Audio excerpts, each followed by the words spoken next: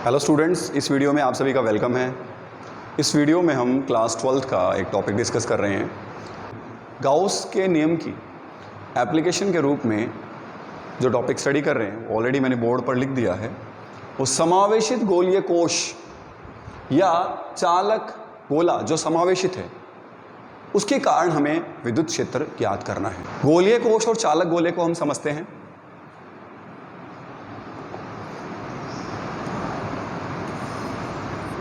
ये गोलीय कोश है। गोलीय कोश में जो मटेरियल है वो केवल यहां है। जस्ट लाइक एक खोखली जो प्लास्टिक की बोल होती है वो कोश है, शेल है, बीच में कुछ नहीं है और ये पतला है, इतना पतला है कि ये चाहे चालक हो चाहे कुचालक हो, इट डजंट मैटर। और ये क्या है? समावेशित है, एक समान रूप से आवेशित है। इसकी सरफेस के ऊपर, स्फीयर की सरफेस पे पॉजिटिव चार्ज है और वो आवेश एक समान रूप से वितरित है। और इसकी जो रेडियस है वो है कैपिटल आर। सेम रेडियस का एक चालक गोला है। ये खोखला नहीं है, ये चालक गोला खोखला नहीं है, ठोस गोला है। इसको अगर हम आवेश देते हैं, चालक गोले को जो भी आवेश हम देते हैं वो इसके सरफेस पे आ जाता है, क्योंकि इसमें फ्री इलेक्ट्रॉन्स पाए जाते हैं। ये फ्री इलेक्ट्रॉन्स आवेश को पृष्ठ पर ले आते हैं और कूलॉम्स लॉ की सहायता से, कूलॉम रिपल्शन के कारण ये आवेश मैक्सिमम डिस्टेंस पे रहना चाहते हैं और मैक्सिमम डिस्टेंस के कारण ये समावेशित हो जाता है।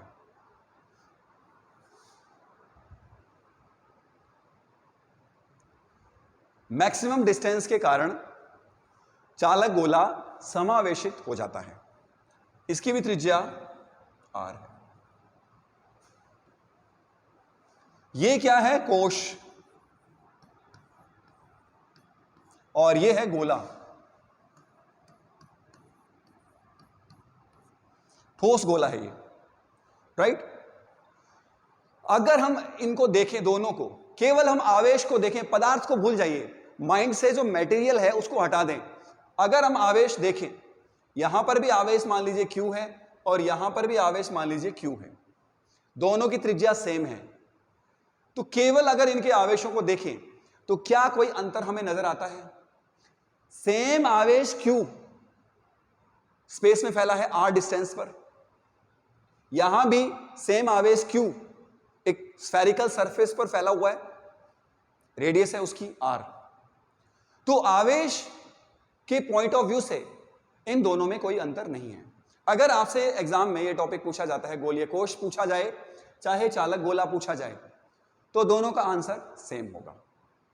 बस इनिशियली हम ये लिख सकते हैं कि इसको जो दिया गया आवेश है वो केवल पृष्ठ पर वितरित हो जाता है। अंदर आवेश का मान क्या रहेगा? 0। और यहां पदार्थ है ही नहीं तो अंदर आवेश का मान क्या है? 0 है। तो इनसाइड जो आवेश है, इसके इनसाइड आवेश वो 0 है, इसके इनसाइड आवेश भी क्या है? 0 है। आवेश कहां है? केवल सरफेस पे। चार्ज जो है वो ओनली सरफेस पे है, राइट। तो इसको हम गाउस का नियम लगाते हुए हल करते हैं और इसके बाहर किसी पॉइंट पर विद्युत क्षेत्र ज्ञात करेंगे, पृष्ठ पर विद्युत क्षेत्र ज्ञात करेंगे और अंदर विद्युत क्षेत्र ज्ञात करेंगे, राइट। तो सबसे पहले हम इसकी डायरेक्शन समझ लेते हैं। इसके कारण जो डायरेक्शन है वो आउटवार्ड रहेगी, रेडियली आउटवार्ड।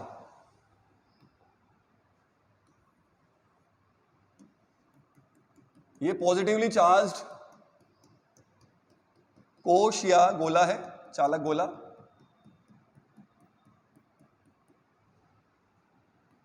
इसके कारण जो इसके सरफेस पे डायरेक्शन है वो आउटवर्ड ली जाएगी, रेडियली आउटवर्ड।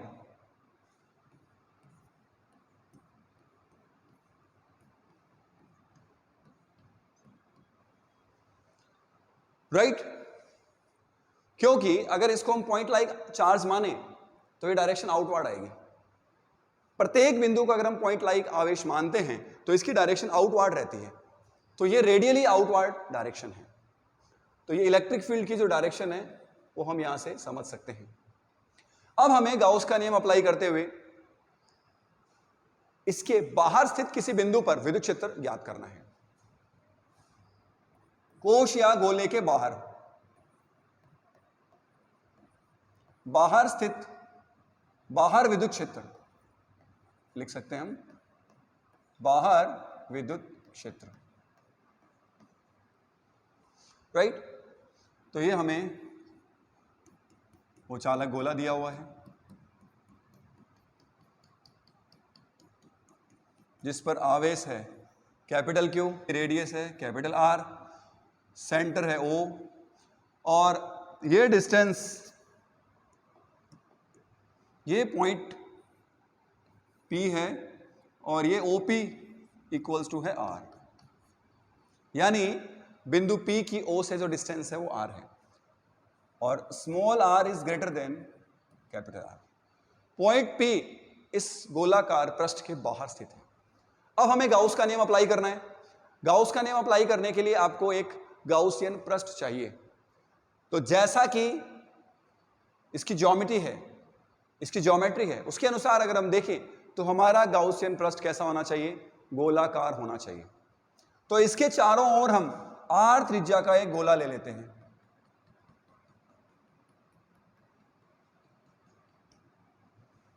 इसके चारों ओर हम r त्रिज्या का एक गोला ले लेते हैं और यहां पर ले लेते हैं एक अल्पांश ds, पॉइंट P पर एक अल्पांश लें ds। तो ds की डायरेक्शन इधर होगी, आउटवर्ड। और अभी मैंने बताया इलेक्ट्रिक फील्ड की जो डायरेक्शन है वो कहां होगी? वो भी आउटवर्ड होगी। तो थीटा की वैल्यू क्या आई? 0। E और ds इन दोनों के बीच में जो एंगल है वो यहां पर क्या है? 0 है। अब इस गाउसियन पृष्ठ के लिए, ये जो गाउसियन पृष्ठ है इसके लिए हम गाउस का नियम अप्लाई करते हैं। तो गाउस का नियम क्या है? बंद पृष्ठ से निर्गत फ्लक्स उसमें स्थित आवेश तथा एप्सिलॉन नॉट के रेशियो के इक्वल होता है। तो गाउसियन पृष्ठ के लिए हम गाउस का नियम लगाते हैं। E dot ds electric flux है, ये पूरी सरफेस, आउटवर्ड जो सरफेस है, बाहर वाली जो सरफेस है वो S है। इसमें जो फ्लक्स का मान होगा वो summation Q upon epsilon not के इक्वल होगा। E डॉट ds को सॉल्व करते हैं। E ds cos, इस पॉइंट के लिए अगर हम देखें E और ds के बीच में एंगल कितना है? 0। प्रत्येक बिंदु पर चाहे हम कहीं भी लें ds कहीं भी लें ds, उसकी डायरेक्शन आउटवर्ड होगी। इलेक्ट्रिक फील्ड की डायरेक्शन भी आउटवर्ड होगी। तो E और ds के बीच में जो एंगल है वो यहां पर आएगा 0। E और ds के बीच में एंगल कितना है? 0। तो E ds cos 0 डिग्री। इस गोले के अंदर आवेश कितना है? आप देखिए, इस गोलाकार पृष्ठ के अंदर, गाउसियन पृष्ठ के अंदर कुल आवेश कितना है? Q, क्योंकि ये पूरा छोटे वाला जो गोला है वो इसके अंदर है और उस पर आवेश कितना है? Q। तो समेशन Q बराबर आएगा, तो इसका मान हो गया कैपिटल Q, तो Q अपॉन एप्सिलॉन नॉट। तो समेशन Q का मान आएगा Q, तो Q अपॉन एप्सिलॉन नॉट इसको लिखा जा सकता है। cos 0 का मान होता है 1, cos 0 का मान 1 होगा, तो E ds Q upon epsilon not, right. E जो है, आप देखिए गाउसियन पृष्ठ, ये जो है S यहां पर गाउसियन पृष्ठ को रिप्रेजेंट कर रहा है। गाउसियन पृष्ठ के लिए इसका समाकलन किया गया है।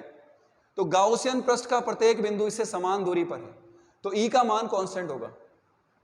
इक्वल डिस्टेंस होने के कारण E की वैल्यू है वो समान रहेगी।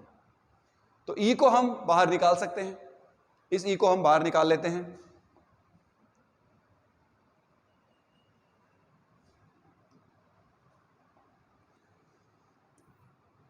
नियत होने के कारण आप E को बाहर लिख सकते हैं। अब ये क्या है? ds का समाकलन। ये क्या है? ds। जितने भी ds है यहां पे उन सबका अगर समाकलन कर दें, ये जो गाउसियन पृष्ठ है उस पर जितने भी ds है उनका योग कर दें या समाकलन कर दें तो पूरा का पूरा पृष्ठ हमें प्राप्त होगा। और गोलाकार पृष्ठ का क्षेत्रफल कितना होता है? r त्रिज्या है इसकी, गाउसियन पृष्ठ की त्रिज्या है r, OP कितना है? r है। तो इसका जो पृष्ठीय क्षेत्रफल होगा वो होता है 4 pi r square, 4 pi r square. तो ds की जो वैल्यू है समाकलन करने के पश्चात वो क्या आएगी? s, और s का मान क्या होगा? 4 pi r square, 4 pi r square q upon epsilon not. तो ये आ गया q अपॉन, इसको इधर ले चलते हैं, ये मल्टीप्लिकेशन में है राइट हैंड साइड में, 4 पाई एप्सिलॉन नॉट और r स्क्वायर। तो ये है मैग्नीट्यूड, पॉइंट P पर जो इलेक्ट्रिक फील्ड है उसका मैग्नीट्यूड है E equals to Q upon 4 pi epsilon naught r square. आपने देखा होगा एक बिंदु आवेश है Q से r दूरी पर विद्युत क्षेत्र का मान कितना होता है? Q upon 4 pi epsilon naught r square होता है। ये फॉर्मूला और ये फॉर्मूला सेम है। क्यों इस फॉर्मूले को मैंने यहां डिस्कस किया है? Q अगर O पर स्थित होता तो भी विद्युत क्षेत्र का मान यही है। इट मींस गोले के बाहर स्थित बिंदुओं के लिए जो पृष्ठ का आवेश है वो केंद्र पर माना जा सकता है। यानी ये जो आवेश है वो इस तरह से व्यवहार करता है जैसे केंद्र पर हो, क्योंकि ये आवेश अगर केंद्र पर होता है, मान लीजिए ये पूरा आवेश O पर होता तो भी r दूरी पर विद्युत क्षेत्र कितना होता? यही होता। तो इसका मतलब क्या हुआ? बाहर स्थित बिंदुओं के लिए कोश का या चालक गोले का आवेश इस तरह से व्यवहार करता है जैसे कि वो उसके केंद्र O पर स्थित हो। तो आप देख सकते हैं यहां पर E का जो मान है, E inversely proportional to r square, E proportional to Q, E Q के समानुपाती है। r बढ़ेगा तो E कम होगा, Q बढ़ेगा तो E भी बढ़ेगा। इनवर्सली रिलेशन है यहां पे डायरेक्ट रिलेशन है, समानुपाती है ये, राइट। अगर आउटवर्ड नॉर्मल अभिलंब n कैप हो तो इसको सदिश रूप में लिखा जा सकता है। इसको सदिश रूप में लिख देते हैं,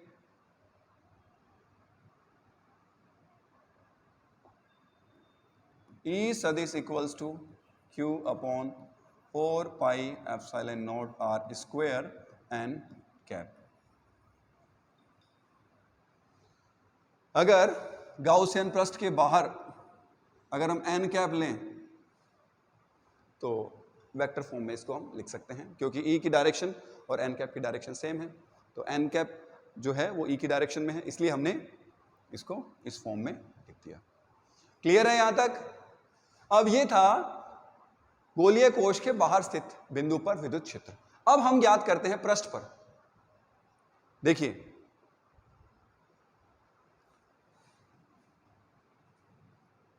इसमें सेकंड पॉइंट जो है वो है पृष्ठ पर विद्युत क्षेत्र,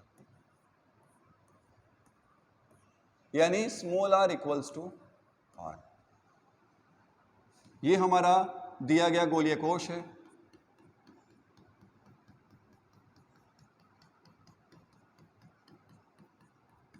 इस पर आवेश है Q। अब ये जो पॉइंट P पहले बाहर था वो अब यहां पर है, पॉइंट P यहां है। OP equals to small r था, अब OP का मान कैपिटल R के इक्विवेलेंट हो गया। इट मींस जो पॉइंट है आपका P वो कहां स्थित है? पृष्ठ पर है। तो उसके लिए हम small r equals to r put कर सकते हैं। हमारा जो फॉर्मूला है, ये जो फॉर्मूला है, इसमें अगर आप small r equals to capital R put कर दें तो हमें सरफेस के लिए इलेक्ट्रिक फील्ड प्राप्त हो जाएगा।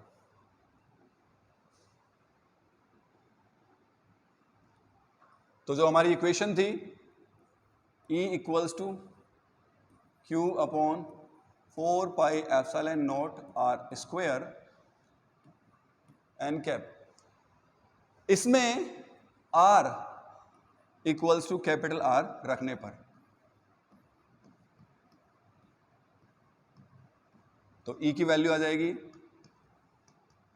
Q upon 4 pi epsilon naught capital R square, right, n cap. अब यहां पर देखिए Q upon 4 pi R square, ये पद क्या है? इस पद को स्टडी करते हैं। बात कर रहे हैं Q upon 4 pi R square की।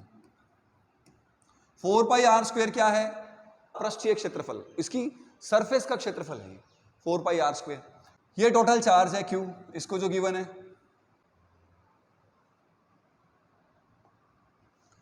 चार्ज अपॉन सरफेस एरिया, इसको हम लिखते हैं सिग्मा से। सरफेस पे कुल चार्ज अपॉन सरफेस एरिया, पृष्ठ का क्षेत्रफल, ये है सिग्मा। सिग्मा क्या है? पृष्ठ आवेश घनत्व, पृष्ठ आवेश घनत्व है ये।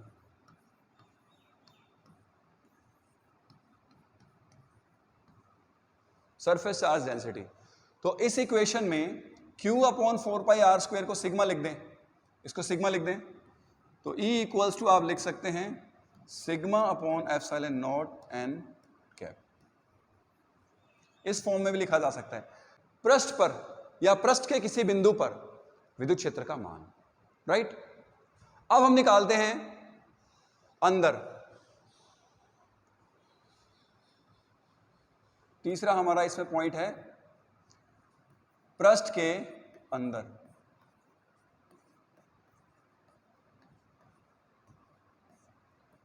Small r is less than capital R, small r is less than capital R।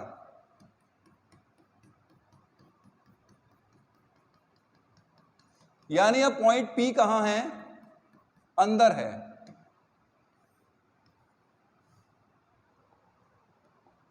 Point P अंदर है, ये पॉइंट P। तो हम गाउसियन पृष्ठ बनाएंगे गोलाकार, ये गाउसियन पृष्ठ। गाउसियन पृष्ठ बनाया गोले के अंदर, गोलीय कोश के अंदर, तो ये हमारा गाउसियन पृष्ठ S हो गया। आवेश है बाहर Q। अब आप देखिए इस गोलीय कोश के अंदर स्थित जो गोला है उसके अंदर आवेश कितना है?